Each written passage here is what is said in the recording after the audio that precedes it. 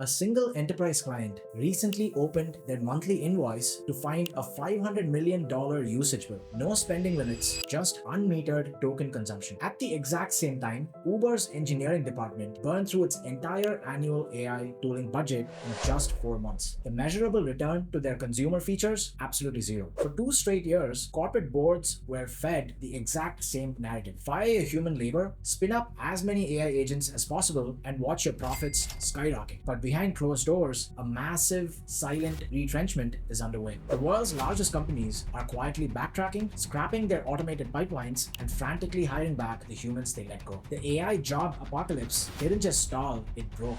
Here's what they aren't telling you. In September 2024, Starbucks deployed AI-powered inventory systems across 11,000 stores. Executives promised it would run 8 times faster with 99% accuracy. 9 months later, the system was completely abandoned. It consistently failed to detect inventory items, forcing workers to panic revert back to manual paper tracking. Then look at Klarna. They aggressively slashed their workforce from 7,000 to 3,000, boasting that a single AI chatbot had replaced several hundred human customer service agents. But the honeymoon phase was short-lived. Severe service quality issues forced them to abandon their cost-focused AI strategy and quietly open up human hiring channels again. Salesforce followed the exact same script, reducing their customer support staff from 9,000 down to 5,000, only to reverse course months later and announce an immediate wave of 1,000 new human hires. The operational damage is getting expensive. A Pizza Hut franchise launched a $100 lawsuit over an AI dispatch system that caused catastrophic delivery delays and sent sales plummeting. Air Canada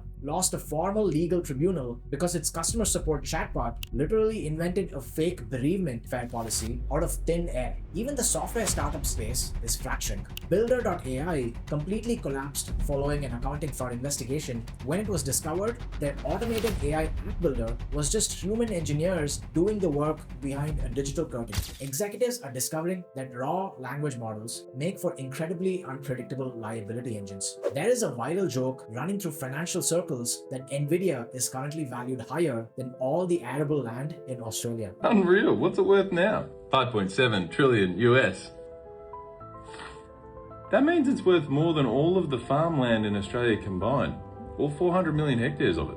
Tech valuations have reached complete decoupling from operational reality. As Yale School of Management lecturer Gautam Akanda points out, history proves you can invent a revolutionary, world-changing technology that completely fails to make anyone money. Look at the airline industry. It completely redefined global human civilization. Yet, Warren Buffett famously noted that commercial aviation has historically been a relentless machine for incinerating investor capital. Or look at biotechnology. From 1975 to 2004, the biotech sector generated breathtaking scientific breakthroughs and saved millions of lives. Yet, across that entire 30-year span, the industry as a whole turned a collective profit in exactly 1 single year. It was an absolute furnace for cash. Venture capitalists poured money into AI, treating it like traditional software as a service, assuming the marginal cost of serving an extra user was zero. It isn't. The token compute costs of running these models remain stubbornly high, meaning scaling requires massive physical infrastructure. You have to pour physical concrete,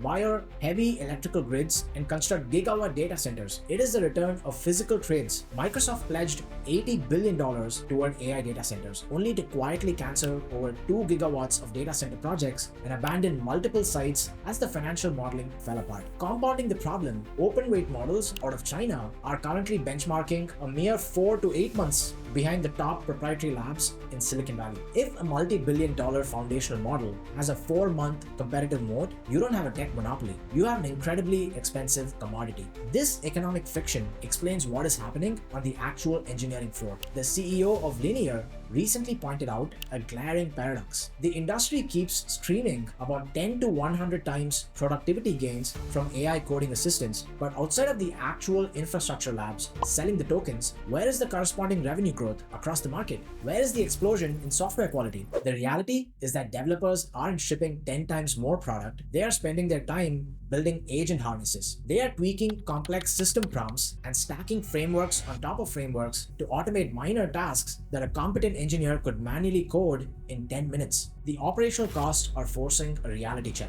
Microsoft recently forced its own internal software engineering teams to completely switch away from highly capable third-party tools like Claude Code, moving them back to GitHub Copilot because token pricing was becoming unsustainably expensive at scale. When you attempt to build deep, highly integrated software systems purely with AI, the architecture quietly becomes incredibly brittle. Large language models are magical for 0 to 1 exploration. You can type a concept in broken English and see a functional UI mockup in 30 seconds. It lowers the cost of exploration to 0. But moving a product from step 30 to step 60, that still requires heavy, intensive manual human implementation. Without a human holding the structural blueprint, AI-generated code bases collapse under hidden edge cases and technical debt. Even the fiercest champions of the AI boom are shifting their narrative. Sam Altman spoke at a banking conference in Sydney and openly admitted that his previous intuitions about an immediate white-collar job apocalypse were simply incorrect. He noted that human beings fundamentally demand human-to-human interaction when building meaningful products. Goldman Sachs CEO David Solomon confirmed the macroeconomic data